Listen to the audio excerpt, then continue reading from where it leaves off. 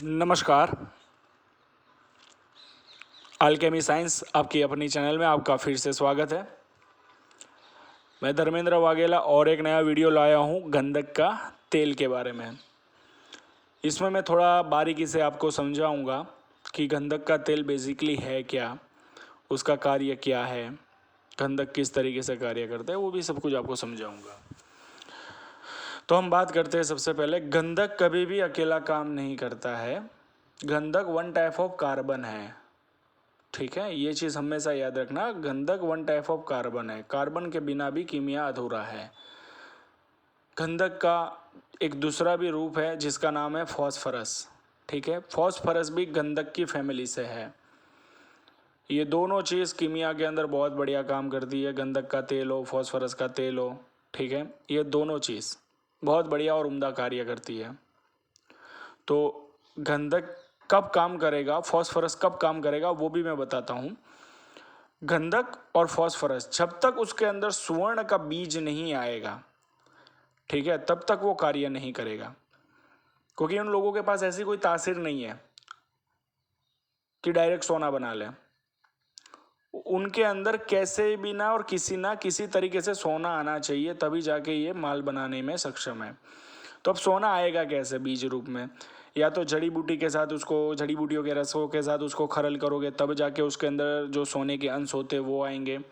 या तो gold chloride, वो आप जब गंधक का तेल बना दो तब उस तेल के अंदर ये गोल्ड क्लोराइड डाल दो तो वो उसके अंदर डाइल्यूट हो जाएगा, तब जाके ये चीज़ कार्य करती है। बाकी लोग तो गंधक का तेल तो कितने लोग बना लेते हैं भाई, विदाउट बीज तो गंधक का तेल भी कार्य नहीं करता।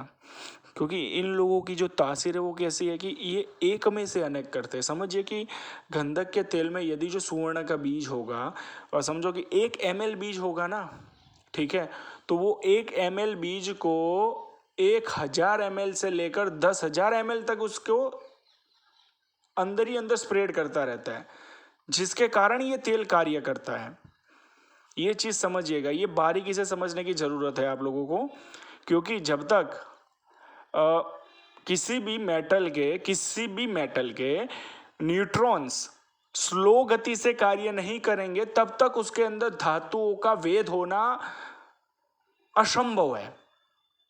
ये हमारा डीपली रिसर्च है इसके अंदर कि जब तक किसी भी मेटल के न्यूट्रॉन्स स्लो गति से कार्य नहीं करेंगे, तब तक उसका वेद करना असक्षम नहीं है कोई भी इंसान हो, ठीक है। तो यहाँ पे कीमिया में एक ही चीज़ को ध्यान में रखा जाता है कि न्यूट्रॉन्स उसके जो होते हैं वो स्लो गति पे कार्य करें, ना कि फुल गति पे।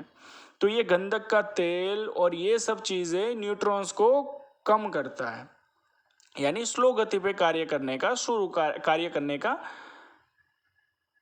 कार्य करता है, जिसके कारण आप इसके अंदर वेद करने के लिए सक्षम हो पाते हो। तो यही है मेन चीज़ कीमिया की। हाइड्रोजन भी है, वो भी वेद करता है, क्योंकि वो भी न्यूट्रॉन्स को स्लो गति पे लाता है, ठीक है। तो अब आपको 100 ग्राम लेना है गंधक, 100 ग्राम लेना है तूतिया और 50 ग्राम लेना है नौसादर। और आपको सबसे पहले एक चीज़ याद रखनी है कि नौसादर को खरल में डाल दो और उसको अच्छी तरीके से आधी घंटा पीस लो। उसके बाद तूतिया डालो, तूतिया को भी उसको अच्छी तरीके से आधी घंटा पीस लो। और उसके बाद 100 ग्राम गंधक डाल के पीसना है और 6 घंटे तक आपको इसको सूखा सूखा ही खरल करना है, ठीक है। सूखा सूखा ही खरल करना है, तेज हीट नहीं देनी इसको खरल के अंदर। इसको कोई भी तब तक खरल में भी खरल मत करना, सिर्फ सूखे सूखा आप इसको खरल करो, ठीक है।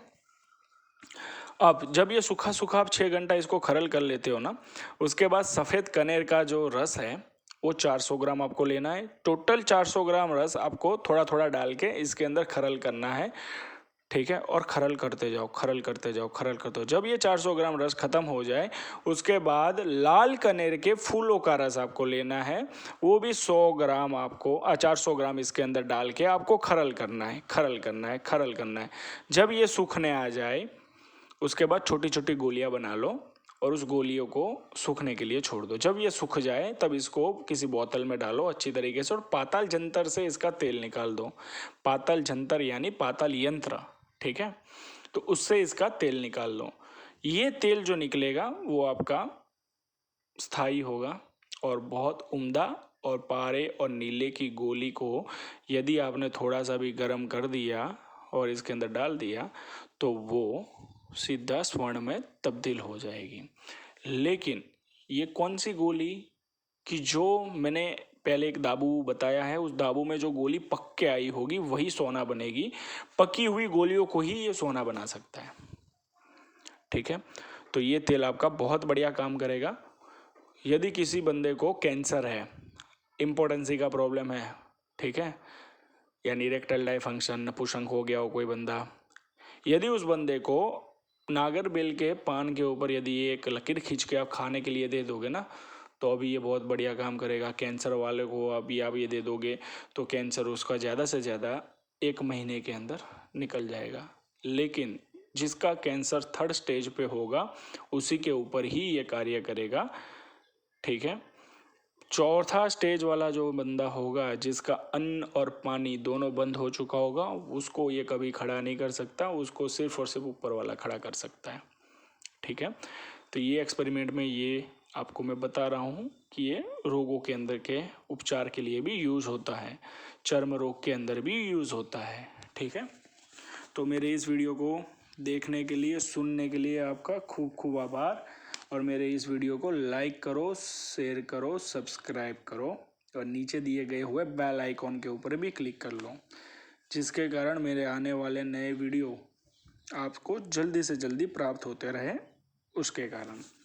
और हाँ, एक छोटी सी बात आपको बता रहा हूँ, गंधक का तेल का मेरे हाथ का किया हुआ टोटल 20 एक्सपेरिमेंट है, वो धीरे धीरे मैं डालता रहूँगा और आप ये वीडियो हमारा देखते रहिएगा। धन्यवाद।